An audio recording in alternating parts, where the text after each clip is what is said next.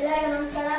ನಾನಿವತ್ತು ಸ್ಥಳೀಯ ಸ್ವಯಂ ಸರ್ಕಾರ ಪಾಠದ ಒಂದು ಭಾಗವಾಗಿರುವಂಥ ಗ್ರಾಮ ಪಂಚಾಯತ್ ಬಗ್ಗೆ ಮಾತಾಡಲು ಅದರ ಬಗ್ಗೆ ಸ್ವಲ್ಪ ವಿಷಯಗಳನ್ನು ಹೇಳುತ್ತಾ ಹೋಗ್ತೇನೆ.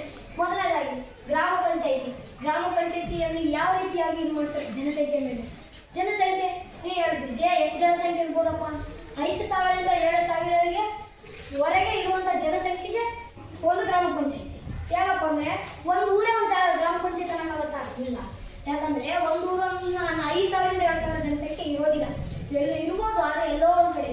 ಈಗ ಅದಕ್ಕೋಸ್ಕರ 1 ಅಥವಾ 2 3 ಅಥವಾ 4 ಊರುಗಳನ್ನು ಸೇರಿಸಿ, ಆದರೆ ಅವಿಷ್ಟು ಸೇರಿಸಿ 5,000ರಿಂದ 7,000 3 ಅಥವಾ 4 ಊರುಗಳನ್ನು ಸೇರಿಸಿ ಒಂದು ಗ್ರಾಮ ಪಂಚಾಯತಿ ಇರುತ್ತೆ.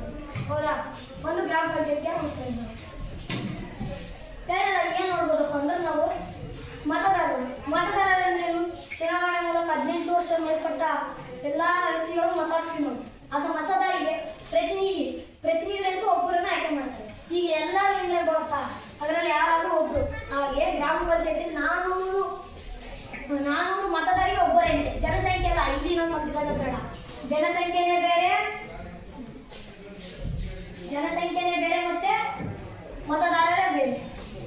18 ವರ್ಷ ಮೇಲ್ಪಟ್ಟ ಎಲ್ಲರೂ ನಾವು ಏನಂತೀವಿ? ಮತದಾರರು ಅಂತೀವಿ. ಇನ್ನು ಉಳಿದಂತೆ ಎಲ್ಲ ಒಂದು ಹುಟ್ಟಿದ ಮಗುವಿಂದ ಕೂಡ ನಾವು ಹೇಳ್ತೀವಿ ಜನಸಂಖ್ಯೆಯಲ್ಲಿ ಇರುವ ವ್ಯತ್ಯಾಸ ಮತ್ತು ಮತದಾರರಿರುವ ವ್ಯತ್ಯಾಸ ಭಾಳ ಇದೆ. ಹಾಗೆ ಗ್ರಾಮ ಪಂಚಾಯತಿಯಲ್ಲಿ 400 ಮತದಾರರಿಗೆ ಒಬ್ಬರೇ ಅಂತ ಆಯ್ಕೆ ಮಾಡ್ತಾರೆ. ಇಲ್ಲಿ ಕೇಳ್ಬೋದು ನೀವು, ಅಲ್ಲಿ ಭೇದ ಭಾವನೆ ಇಲ್ಲ. ಗ್ರಾಮ ಪಂಚಾಯತಿ ಪರಿಶಿಷ್ಟ ಪಂಗಡ, ಪರಿಶಿಷ್ಟ ಜಾತಿ, ಹಿಂದುಳಿದ ವರ್ಗಗಳು, ಆಯೋಗಗಳು ನೀವು ಕೇಳ್ಬೋದು. ಇನ್ನೊಂದು ಮಹಿಳಾ ಮೀಸಲಾತಿ. ಹೌದಾ? ಮಹಿಳಾ ಮೀಸಲಾತಿ ಸಮಾನತೆಯಾಗಿ ನಾವು ಇರಬೇಕು. ಆದರೆ ಸರ್ಕಾರ ಕೂಡ ಸಮಾನತೆ ಕೊಟ್ಟಿದೆ. ಪರಿಶಿಷ್ಟ ಪಂಗಡ, ಪರಿಶಿಷ್ಟ ಜಾತಿ ನಾವು ಹೇಳಿದೆ. ಈಗ ಅವರಿಗೆ ಇನ್ನೊಂದು ಪಾಯಿಂಟ್ ಏನು ನೋಡೋದಪ್ಪ ಅಂದರೆ ಇವ್ರನ್ನ ಸುಮ್ಮನೆ ಹೋಗಿ ನಾನು ಪ್ರತಿನಿಧಿ ಆಗ್ತಾನೆ, ನೀನು ಪ್ರತಿನಿಧಿ ಆಗ್ತದೆ ಕೇಳೋಕ್ಕಾಗತ್ತ? ಎದ್ರ ಮೂಲಕ ಆಯ್ಕೆ ಮಾಡ್ಬೇಕು? ಚುನಾವಣೆ ಮೂಲಕ ಆಯ್ಕೆ ಮಾಡ್ಬಿಡ್ತಾನೆ. ಅದೊಂದು ಪ್ರೋಸೆಸ್ ಇರುತ್ತೆ. ಅದ್ರ ಮೂಲಕ ನಾವೇನು ಆಯ್ಕೆ ಮಾಡಬೇಕು. ಈಗ ಚುನಾವಣೆ ಅಂತ ಆಯ್ಕೆ ಆಗಿರುವಂಥ ವ್ಯಕ್ತಿ ಏನು ಮಾಡ್ತಾನೆ? ಅಲ್ಲಿಂದ ಅವನ ಅವಧಿ ಎಷ್ಟು? ಎಲ್ಲಿಂದ ಅವನು ಆಗಿ ಅಧ್ಯಕ್ಷರಾದ ತಕ್ಷಣ ಏನಾಗುತ್ತೆ? 5 ವರ್ಷ ಆಗುತ್ತೆ. ಇದೆಲ್ಲ ಈಗ ಕೆಲವೊಬ್ರಿಗೆ ಗೊತ್ತೇ ಇರಲ್ಲ. ಅವ್ರು ನಿಂತಿರ್ತಾರೆ, ಎಲೆಕ್ಷನ್ಗೆ ನಿಂತಿರ್ತಾರೆ, ಆದ್ರೂ ಅವ್ರಿಗೆ ಗೊತ್ತಿರಲ್ಲ. ಇದು ನಮ್ಮ ಸರ್ಕಾರ ಅಲ್ಲ. ನಾವು ಅವ್ರಿಗೆ ತಿಳಿದಂತಾಗಿ ಸ್ವಲ್ಪ ನಾವು ಓಟ್ ಹಾಕಿದ್ರೆ ಅವರೆಲ್ಲ ಕಾನೂನುಗಳನ್ನು ಓದ್ಕೊಂಡು ಅದೇನಿರ್ತಕ್ಕ ಪ್ರೋಸೆಸ್ ಅದನ್ನು ಮಾಡ್ತಾರೆ.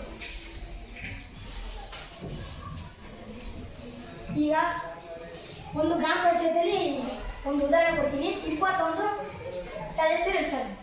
21 ಏನಿಗೆ ಸದಸ್ಯರಿರ್ತಾರೆ. ಇದ್ರಾಗ 2 ಮಾತ್ರ ಅಧ್ಯಕ್ಷರು, ಉಪಾಧ್ಯಕ್ಷರು. ಹೌದಾ?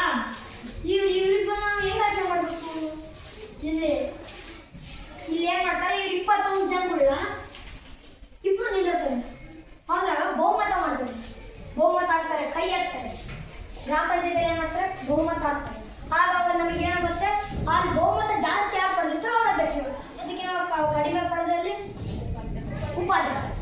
ಇಲ್ಲಿ ನಾವು ಏನಂದ್ರೆ ಬಹುಮತದಿಂದ ಗ್ರಾಮ ಪಂಚಾಯತಿಯಲ್ಲಿ ಉಪಾಧ್ಯಕ್ಷರು ಮತ್ತು ಅಧ್ಯಕ್ಷರನ್ನು ನೇಮಕ ಮಾಡ್ತಾರೆ ಅಂತ ಹೇಳೋದು.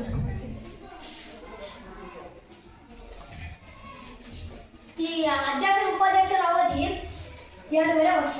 ಇದೇನಿದು? ಇವನು ಹಿಂಗಂತದಲ್ಲ 2.5 ವರ್ಷ. ಇದು ನಮ್ಮ ಸರ್ಕಾರದ ನಿಯಮ. ಈಗ ಅದು ಅಧ್ಯಕ್ಷರಾಗಿ ಇವನು ಆಗಿರ್ತಾನೆ ಬಹುಮತದಿಂದ. ಹಾಗೆ ಅಲ್ಲಿ ಮೇಲಿರುವಂಥ ಈಗೇನು ಗ್ರಾಮ ಪಂಚಾಯತ್ ಆಗಿರುತ್ತಲ್ಲ ಅವರು ಒಂದು ಆರ್ಡರ್ ಕಳಿಸ್ತಾರೆ. ಇವನೇ ಈ ಪರಿಶಿಷ್ಟ ಪಂಗಡದವನು ಅಧ್ಯಕ್ಷರಾಗಬೇಕು, ಉಪಾಧ್ಯಕ್ಷರು. ಆ ಥರ 2.5 ವರ್ಷ ಆಗ್ಬಿಟ್ಟು ಮತ್ತೆ ಆ ಒಬ್ಬನಿಗೆ 5 ವರ್ಷ ಅವಕಾಶ ಇರೋದಿಲ್ಲ. 2.5 ವರ್ಷ. ಅಥವಾ ನಾವು ತಿಂಗಳಲ್ಲಿ ಲೆಕ್ಕ ಹಾಕೋದಾದ್ರೆ 30 ತಿಂಗಳು. ಎಷ್ಟು ತಿಂಗಳು? 30 ತಿಂಗಳು.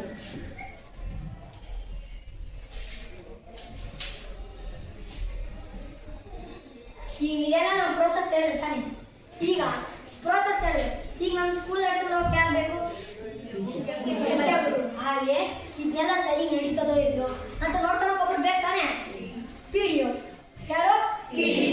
PDO ಅಂತ 3 ಅಕ್ಷರ ಅದಾವ. ಅರ್ಥಿಲ್ಲ ಏನಿಲ್ಲ ಅಲ್ಲ. Panchayat development officer. ನಾವು ಶಾರ್ಟ್ ಫಾರ್ಮ್ನಲ್ಲಿ PDO ಅಂತ ಕರಿತೀವಿ. PDO panchayat development officer. ಇವರು ನಾನು ಹಾಕ್ತೀನಿ ನೀನು ಹಾಕ್ತೀನಿ ಅನ್ನೋಂಗಿಲ್ಲ. ಅಲ್ಲಿ ಅದಕ್ಕೆ ಆದಂಥ ಒಂದು ಏನೇನು ಪ್ರೋಸೆಸ್ ಇದೆ. ಪಂಚಾಯತ್ ರಾಜ್ ಅನ್ನೋ ಒಂದು ಬುಕ್ಕ ಇದೆ. ಆ ಬುಕ್ಕನ್ನು ಓದಿ ಅಲ್ಲಿ ಎಕ್ಸಾಮ್ ಪಾಸ್ ಮಾಡಿದರೆ PDO ಇಷ್ಟೊಳಗೆ ನಾನು ಮಕ್ಕಳನ್ನು ಮುಗಿಸುತ್ತಿದ್ದೀನಿ.